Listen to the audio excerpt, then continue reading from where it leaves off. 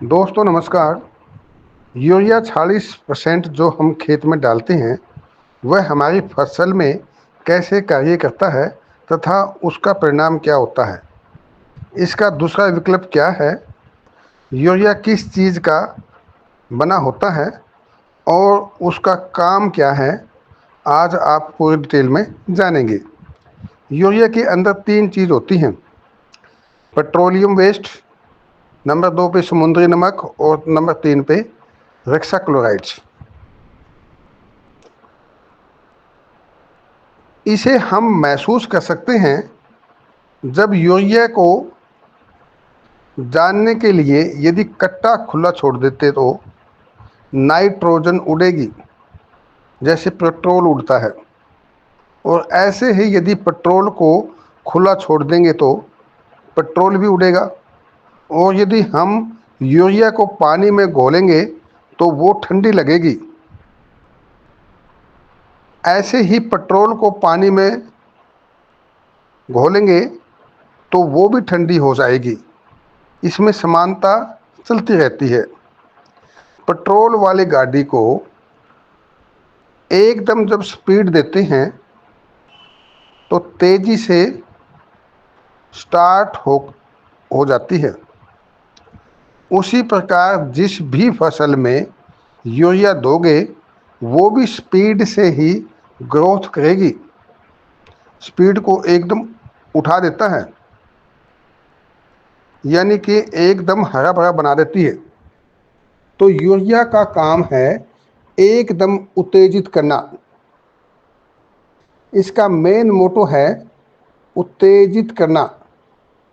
जैसे छोटे छोटे बच्चों को देख लो, बीपी है, शुगर है, क्राइम है और गुस्सा ज़्यादा से गलत कार्य होना, ये सब उत्तेजना से ही होते हैं, जो यूरिया का मेन कार्य है। चाहे फसल हो या इंसान। दूसरे नंबर पर आता है नमक।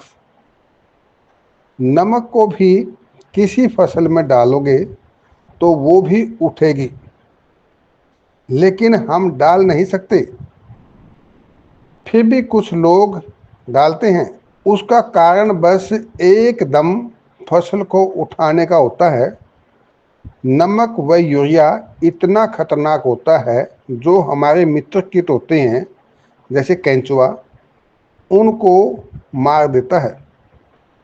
जैसे केंचुआ, यदि आप केंचुए के 4 टुकड़े कर दो तो भी वह मरेगा नहीं, ऐसे ही जीवित रहेगा। लेकिन 4 दाने यदि मुट्ठी भर केंचुओं पर डालोगे तो 1 मिनट में सारे मर जाएंगे। यूरिया की वजह से यदि उदाहरण के तौर पर लें तो जोड़ों में एक जोक होती है, वह भैंसों का खून चूसती है और वो एक जेर जैसी, यानी बिना हड्डी की होती है। यदि उसे मारोगे तो वह बहुत कठिनाई से मरेगी, और यदि थोड़ा सा नमक उस पर डालोगे तो 10 सेकंड में ही तड़फ के मर जाएगी। तीसरे नंबर पर आता है रक्षा क्लोराइड्स। इसका काम है आकर्षित करना, सुगंध पैदा करना।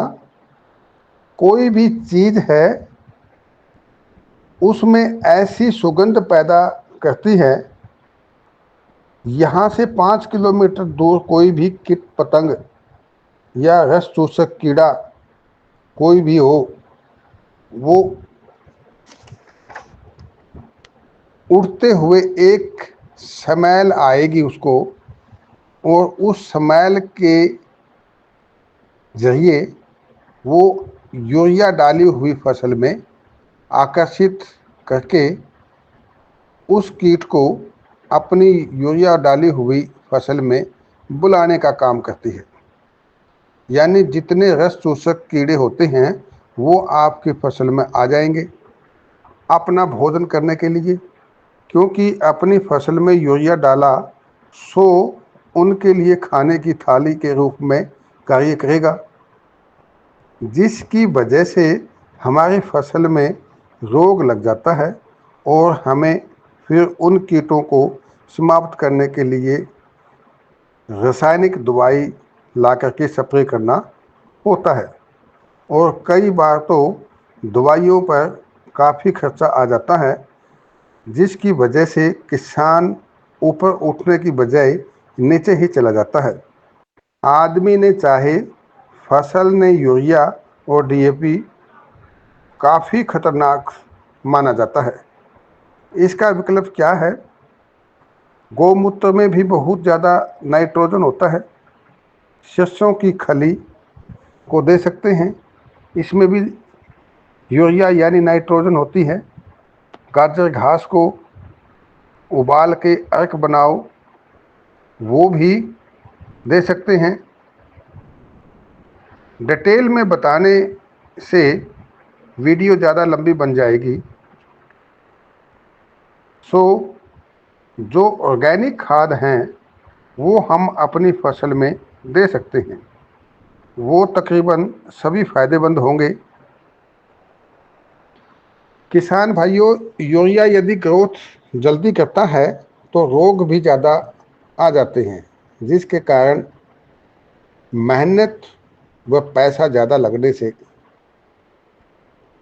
लगने के कारण किसान गरीब होता चला जा रहा है। क्योंकि जब आप यूरिया का कट्टा खेत में खोलते हैं तो ये 3 रूप में कार्य करता है। एक हवा में जो रस चूसक कीटों को बुलाने का कार्य करता है, बीच में यानी फसल में ग्रोथ करता है, फिर नीचे जो ज़मीन में नीचे चला जाता है वहाँ हमारे मित्र कीटों को मारता है, जिसके कारण ज़मीन बंजर बन जाती है और हर साल यूरिया की कैपेसिटी बढ़ती चली जाएगी। जड़ कमज़ोर तथा सड़न पैदा करता है और धीरे धीरे फसल कम तथा यूरिया खेत में ज़्यादा देंगे तथा रासायनिक कीटनाशकों का ज़्यादा प्रयोग करना पड़ेगा। और उसी फसल को जब मनुष्य खाएगा तब वह भी बीमार होगा, जिसके कारण खेत में कार्य की जगह वह हॉस्पिटल के चक्कर ही काटता रहेगा। इसलिए हमें अपनी पुरानी पद्धति यानी जैविक विधि ही अपनानी चाहिए, ताकि आप तथा अपना देश स्वस्थ रहे। धन्यवाद।